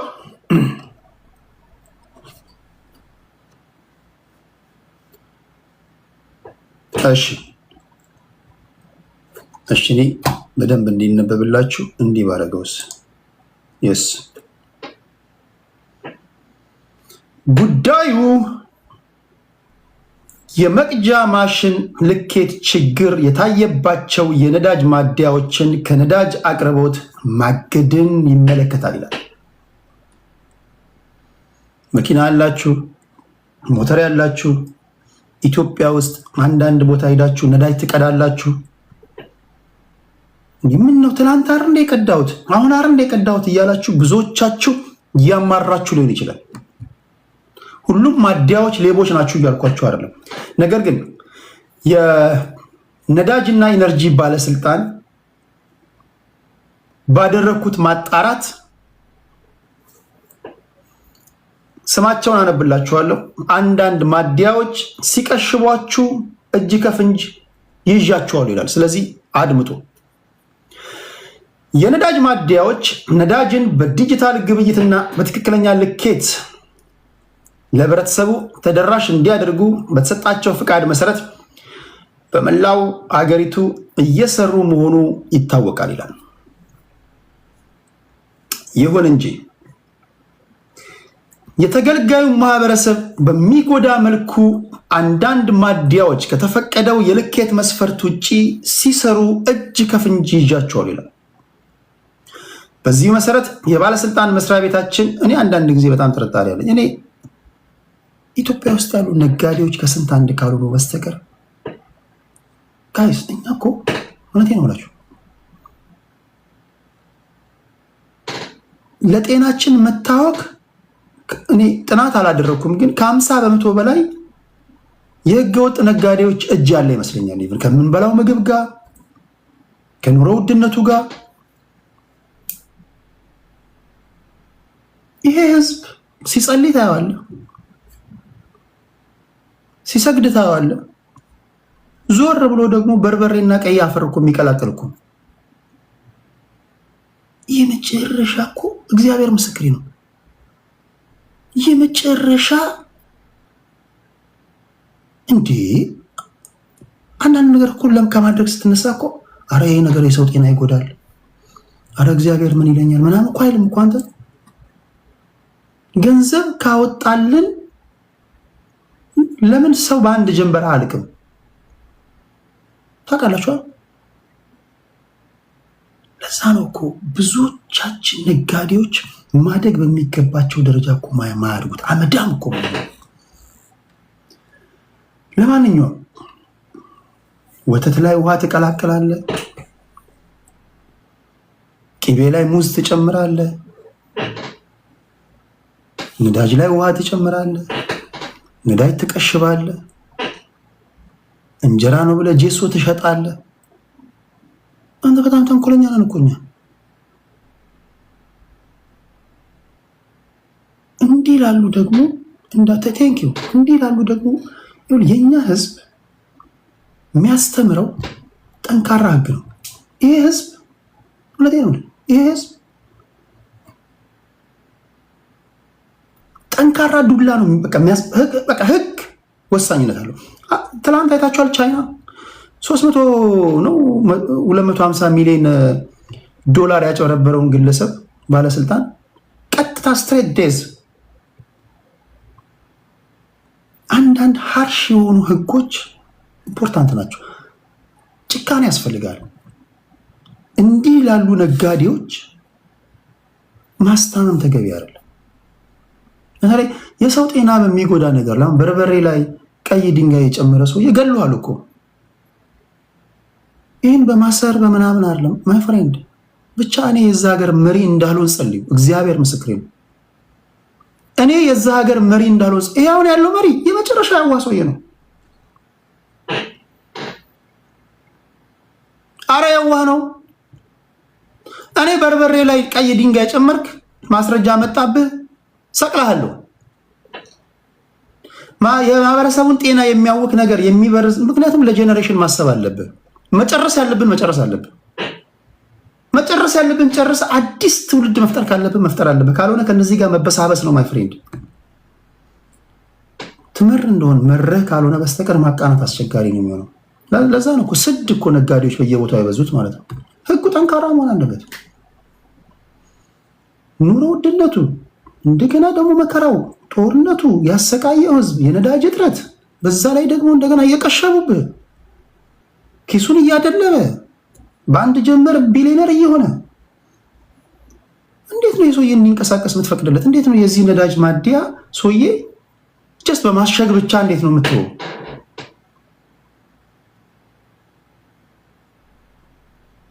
የስ ቨሪ ኢምፖርታንት። በነገራችን ላይ እኔ በጣም ከምወደው ከፎርምስ ኦፍ ገቨርንመንት መካከል አንዱ ዲክታተርሺፕ ኢዝ ቨሪ ኢምፖርታንት። በጣም ሁሉም የራሱ ፕሮስ ኤንድ ኮንስ አለው። ዲክታተር መሆን ዲሲፕሊን የሆነ ትውልድ ይፈጥራል። ዲክታተር መንግስት ያለባቸውን ሀገር ዜጎች ተመልክቷቸው። ዲሞክራሲ ራምፓንት የሆነ ስድ የሆነ ትውልድ ይፈጥራል። ውሸቴ ነው። ዝም ብሎ ዌስተርን ሚዲያዎች ዲክታተር ምናምን ስላሉ ነው። አሁን በመንግስቱ ኃይለማርያም ዘመን የነበሩ ዜጎቻችንና አሁን በአሁን ጊዜ ያሉ ዜጎቻችን አንድ ናቸው። ዲክታተሮች ብዙ ጊዜ አይታችሁ ከሆነ ዲሲፕሊን ያለው ትውልድ ይፈጥራሉ። እስኪ ቻይናን ተመልከት፣ ራሽያን ተመልከት። ለእንደኔና ለእናንተ ደግሞ ቀጥ ብለህ በስነ ስርዓት በህግ አግባብ። የኛ ህዝብ ደግሞ ደግነቱ ማገዱ አይፈጅም። አንዱን ጭው አድርገህ በጥይት ዝም ብለህ ከሳትከው ይደነግጣል። ይለው አሁን የዚህን የአንድ ማዲያ ባለቤት ቁም ምናምን ብለህ ትስተዋለህ። አውቀህ ጆሮ ግንዱን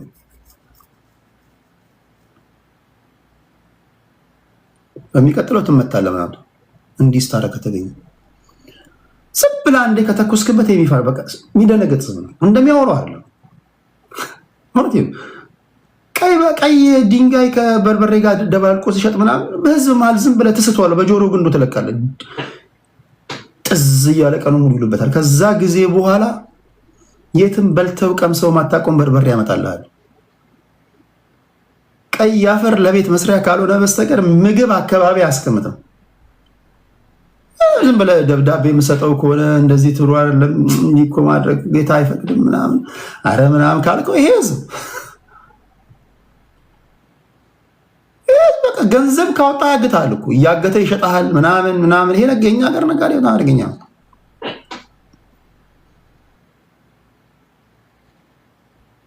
ከተንኮሉ ብዛት የኛ ሀገር ነጋዴ ሆን ብሎ በርበሬ ውስጥ ቀይ አፈር እየጨመረ ላንተ ስለሆነ እኮ ነው። እኔ ላንተ ስለሆነ ነው ብታው እንዴት ያለ በርበሬ መሰል ላንተ ስለሆነ ነው ወዳጄ ስለሆንኩ ነው ማለት አንተ አፈር እኮ የሚሸጥልህ እግዚአብሔር ያሳየ እያወቀው ላንተ ስለሆነ ነው ብሎ በርበሬ ነው ብሎ ቀይ አፈር ከሸጠልህ ባያውቅህ ደግሞ በስመ አብ። ለማንኛውም የነዳጅና ኢነርጂ ባለስልጣን በዚህ መሰረት አለ። የባለስልጣን መስሪያ ቤታችን ከግንቦት 29 ጀምሮ ለተከታታይ 15 ቀናት ባደረገው ድንገተኛ የመስክ ፍተሻ ይላሉ። በጣም የዘገየ ውሳኔ ነው። በነዳጅ ጉዳይ እንኳን እኔ ሳዋይ ማስታወሳቸው ብዙ ኢትዮጵያ ውስጥ ያሉ ወገኖቻችን እዚህ ሪከርድ ተደርጎ ተቀምጧል። አረ ቴዲ የምንቀዳው ነዳጅ ትክክል አይደለም ጥርጣሬ ያለን ያለ ህዝቡ ሲናገር ነበር። ይሄ ሁሉ የህዝብ ድምፅ ቢዘገይም ምላሽ መሰጠቱ ጥሩ ነው። ነገር ግን በመታሸግ ብቻ መቅረት የለበትም። ስለዚህ የነዳጅና ኢነርጂ ባለስልጣን ድንገተኛ ፍተሻ አደረግን በማዲያዎች ላይ ያሉ ከዚህ በታች ስም ዝርዝራቸው የተጠቀሱ የነዳጅ ማዲያዎች ነዳጅ ከትክክለኛው ልኬት በታች የሚሸጡት ከትክክለኛው ልኬት በታች ሆነው በመገኘታቸው እንደ ጥፋታቸውና ክብደት ማዲያዎች ከድርጊታቸው ይታረሙ ዘንድ ከ1 ወር እስከ 2 ወር ከነዳጅ አቅርቦት እንዲታገዱ ተወስኗል። ይህ አስተምራቸው ምን ያፈርሰው? ኢትዮጵያዊ ነጋዴ ስግብግብ ነው።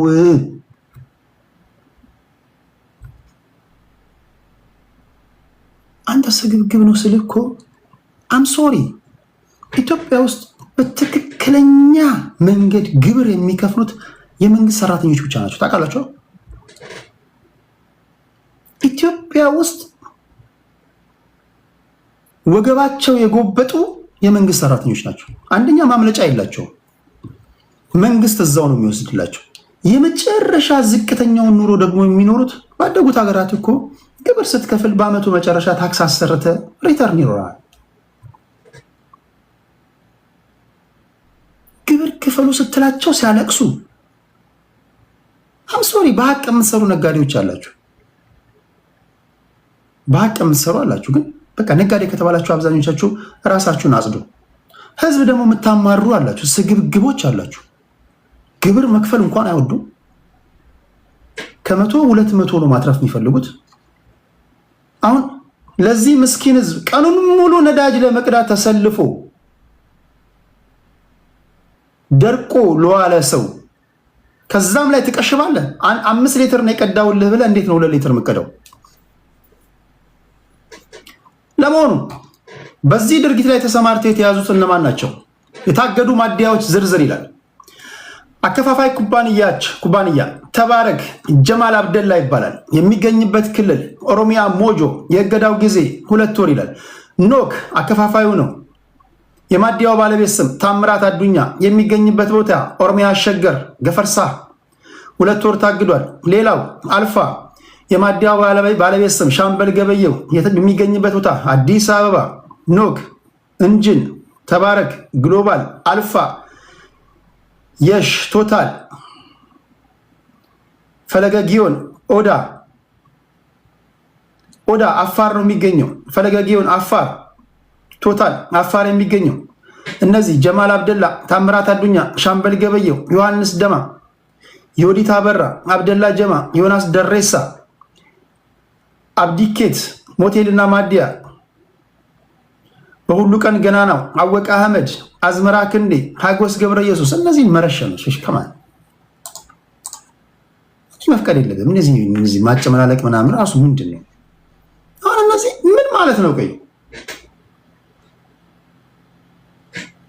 ገብቷችኋል? ነዳጅ የምትቀዱ አላችሁ፣ ህመሙ ይገባችኋል። አሁን ነዳጅ ስትቀዱ ህመሙ ይገባችኋል። እኔ አላየሁም። ሶሪ እኔ ባለሁበት ሀገር ላይ ነዳጅ ለመኪና ለመቅዳት 10 ደቂቃ አልሰልፍም፣ መሰልፍም የለም። ግን የእናንተን በቪዲዮ ሳይ ህመማችሁ ይገባኛል። አንዳንዶቻችሁ ሌሊት ተሰልፋችሁ ሳይደርሳችሁ የምትመለሱ አላችሁ። እግዚአብሔር ያሳያችሁ። ቀኑን ሙሉ ነዳጅ ለመቅዳት ተሰልፈው ከዛውም ላይ ደግሞ ሲዘርፉ ፉል አድርጌ ያለው ምናምን ተብሎ ይሄ ጭካኔ ነው። ፉል አድርጌ ያለው ምናምን ብለህ ገንዘብ ከፍለህ ባዶ ሲሆን ማለት ነው። እነዚህ የተያዙ ስለሆኑ ነው እንጂ ያልተያዙትን ደግሞ ሳሏቸው። ይሄ ምንድነው? ዝም ብሎ ባልተገባ መንገድ መበልጸግ ማለት ነው። እሺ 2 ሰው አስገባለሁ፣ 3 ሰው ስለ ጠቅላይ ሚኒስትሩ ንግግር እናወራለን። ይሄኛው ኦኬ የዚህ ማዲያ ነው።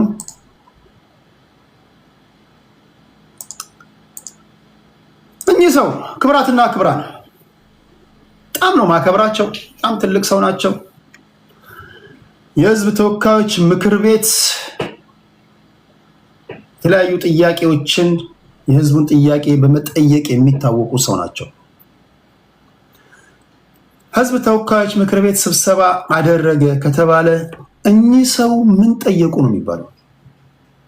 ምክንያቱም ህዝቡ የውስጡን የሚጠይቅለት ይፈልጋል። አትሊስት የህዝብ ተወካዮች ምክር ቤት ከተሰበሰበ ካይቀር የህዝቡን ብሶት ዶክተር ደሳለኝ ጫኔ ናቸው። ክብራትና ክብራን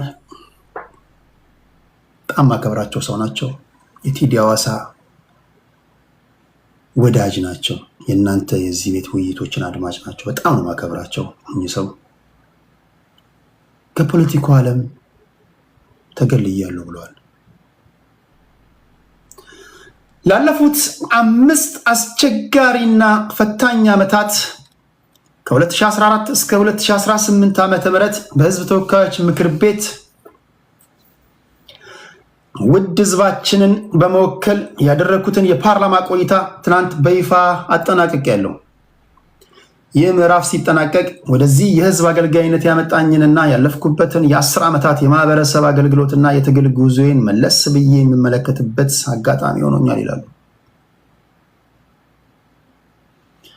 ወደ ፖለቲካ ህይወት ከመግባቴ በፊት በዩኒቨርሲቲ በነበረኝ የማስተማር ኃላፊነት እዚያ ጎን ለጎን ለ2 ዓመታት በጣና ሐይቅ ላይ የተከሰተውን የእምቦጭ አረም ትኩረት እንዲያገኝ በአክቲቪዝምና ሀገር በቀል የሲቪክ ማህበረሰብ በመመስረት በግንባር ቀደምትነት ያንን መርቻለሁ።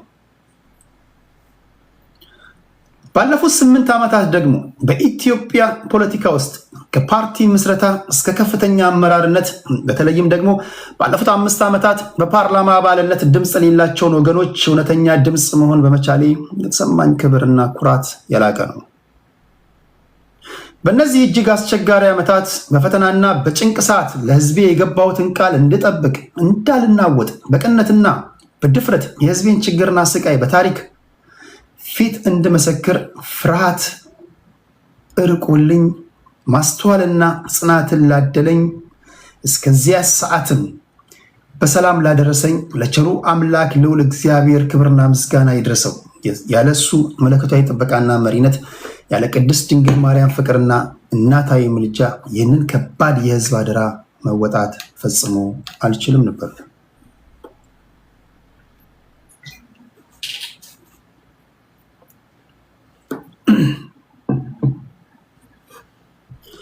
የባህር ዳር ከተማ መራጮቼን ጨምሮ ላለፉት ዓመታት እያንዳንዱን የፓርላማ ውሎዬን እየተከታተላችሁ አስተያየትና ምስጋና የቸራችሁኝን በተለይም ከ2 ዓመት ከመንፈቅ በፊት ለ45 ቀናት በታሰርኩበት ወቅት በጸሎትና በሐሳብ ያገዛችሁኝ ውድ ወገኖቼ በየአጋጣሚው የለገሳችሁኝን ፍቅር ጉልበት ሆኖኝ ዛሬ በኩራትና በነፃ ህሊና የህዝብ አገልግሎቴን እንድፈጽም አድርጎኛል።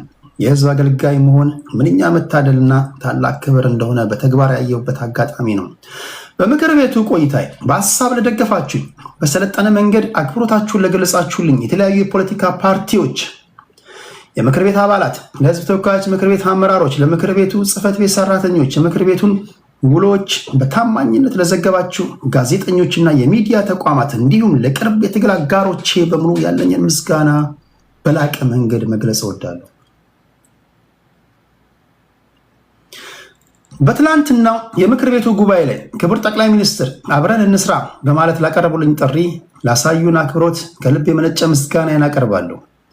ከጉባኤው መጠናቀቅ በኋላ ጥያቄ ያቀረብን የተቃዋሚ ምክር ቤቱ አባላት ከክቡር ጠቅላይ ሚኒስትሩ ጋር በነበረን ችግኝ ተከላ መርሃ ግብር ላይም በ7ኛ ዙር ምርጫ በባህር ዳር ከተማ ለመወዳደር ተመዝግቤ ቢሆን ኖሮ እጩ ላለማቅረብ ወስነው እንደነበር ገልጸውልኛል። በምክር ቤቱ ሳነሳቸው የነበሩ ሀሳቦች ጠቃሚ እንደነበሩ በትኩረት የሚወስዷቸውና በምክር ቤቱ በቀጠል ፍላጎታቸው እንደነበር የገለጹልኝ ሀሳብን በበጎ ጎኑ በቅንነት ተመልክቼዋለሁ። ይሁን እንጂ ላለፉት 10 ዓመታት የህዝብን አደራ ለመወጣት ካደረግኩት ከፍተኛ ጥረትና ድካም በኋላ አሁን ባለው ሁኔታ ውሳኔ በሙያዬ ሀገሬ ለማገልገልና ጎን ለጎን ደግሞ ወደ ግሉ ሴክተር በመግባት የማሰባቸው የስራ ውጥኖች ስታርት ሳፕ ላይ ለመሰማራትና ለቤተሰቦቼ በቂ ጊዜና ትኩረት መስጠት መሆኑን በታላቅ አክብሮት ለመግለጽ እወዳለሁ። ከዚህ የፓርላማ ተሳትፎዬ ማጠናቀቂያ ማግስት ራሴን ከማንኛውም ቀጥተኛ የፖለቲካ እንቅስቃሴ የማገል ሲሆን ለጊዜው በማንኛውም የፖለቲካ ፓርቲ ውስጥ በአባልነትም ሆነም በደጋፊነት የማልሳተፍ መሆኑን በይፋ አሳውቃለሁ። ይሁን እንጂ ፖለቲካዊ ተሳትፎዬ ቢያበቃም የአማራን ህዝብ አንድነት በሚያጠናክሩ የአማራን ህዝብ ከሌሎች ወንድሞቹ ጋር ያለውን አብሮነትና መስተጋበር በሚያሳድጉ እንዲሁም የኢትዮጵያውያንን የኑሮ ሁኔታ የሚያሻሽሉ ማህበራዊና ሀገራዊ ጉዳዮች ላይ በሙያዬ ማድረግ የምችለውን አስተዋጽኦ ሁሉ አድርጋለሁ። ለሀገሬ ዘላቂ ሰላም፣ እውነተኛ ብሔራዊ ውይይትና እርቅ እንዲሁም ለዜጎች የኑሮ መሻሻል ያለኝን መሻት አሁንም ወደፊትም በጽኑ ሁኔታ ይቀጥላል። እግዚአብሔር ኢትዮጵያንና ህዝቦቿን ይባርክ። በአዲሱ የ2019 ዓ.ም ለሀገራችን እውነተኛ የሰላም ፍቅርና የተስፋ ዘመን እንዲሆን እመኛለሁ ብሏል። ክቡራትና ክቡራን፣ ዶክተር ደሳለኝ ጫኔ ከፖለቲካው ዓለም መገለላቸውን በይፋ አሳውቋል።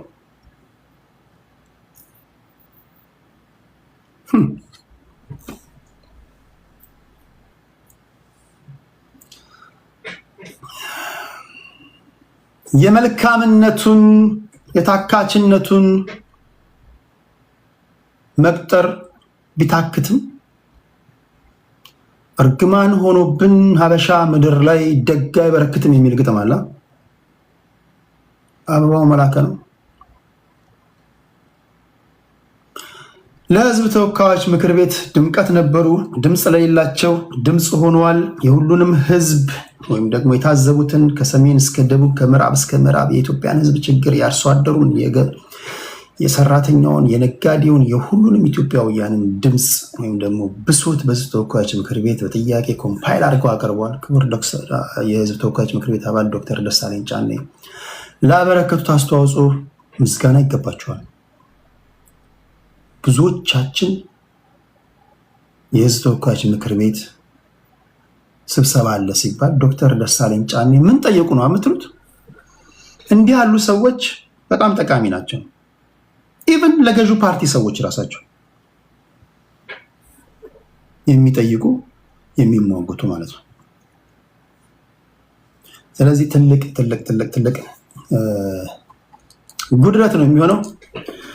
በተሰማሩበት እንግዲህ ባሉበት በሄዱበት ሁሉ ለቤተሰቦቹ ለእርሶም ለስራው መቃናት እንዲሆን እመኝሎታለሁ።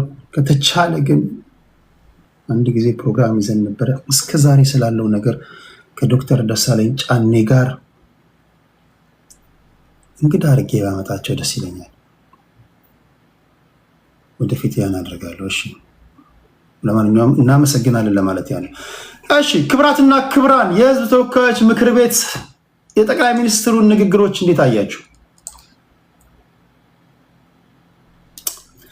ከነዳጅ ጋር በተያያዘ ይሄን ላምብላችሁ። ቅድም የረሳሁት 1 ሊትር ሲሰጧችሁ ወይም ሲቀዱ ሙሉ 1 ሊትር አይደለም መለኪያው። ይሄን የተናገረው የነዳጅና ኢነርጂ ባለስልጣን ነው። ፕሊስ ተሽከርካሪ ያላችሁ ይሄን ከሰማችሁ በኋላ ምን ማድረግ እንዳለባችሁ እናንተ እንግዲህ ትወስዳላችሁ። ወይ በእቃ መቅዳት ካለባችሁ በእቃ ቅዱ፣ መስፈሪያ ይዛችሁ ሄዳችሁ። ማደያዎች ላይ ነዳጅ እንዳያቀርቡ እርምጃ ስለተወሰደባቸው ወይም ደግሞ አቅርቦቱ በዚህ ምክንያት ሊቋረጥ ወይም ደግሞ ሊቀንስ ይችላል ወይ ተብሎ ለተጠየቀው ጥያቄ መልስ ሰጥቷል። የነዳጅና ኢነርጂ ባለስልጣን ከግንቦት 29 ቀን 2018 ዓ.ም ጀምሮ በተለያዩ ከተሞች ድንገተኛ የኢንስፔክሽን ስምሪት ባደረገበት ወቅት ነው የተናገሩት። 1 ሊትር ሲሰጡ ሲቀዱ ሙሉ 1 ሊትር አይደለም መለኪያው 800 ወይም 900 ሚሊ ሊትር ይሆናል አሉ። ለትነት የሚፈቀድ መጠን አለ። ከዚያ በላይ መቀሸብ ግን ህገወጥና ብልሹ አሰራር ነው። ስለዚህ 1 ሊትር ተብሎ ሲቀዳላችሁ 1 ሊትር አይደለም ማለት ነው። ይህን ከሰማችሁ ሚዲያ አንድም ግንዛቤ ማስጨበጫ ነው፣ አንድም መረጃ የምታገኙበት ነው። ተሽከርካሪ ያላችሁ ከዚህ በኋላ እንዴት መቅዳት እንዳለባችሁ እንግዲህ እናንተ ዘዴውን ዘይዱ። እነዚህ የነዳጅ ማደያ ላይ የተሰማሩ ሰዎች እየቀሸቡ ነው።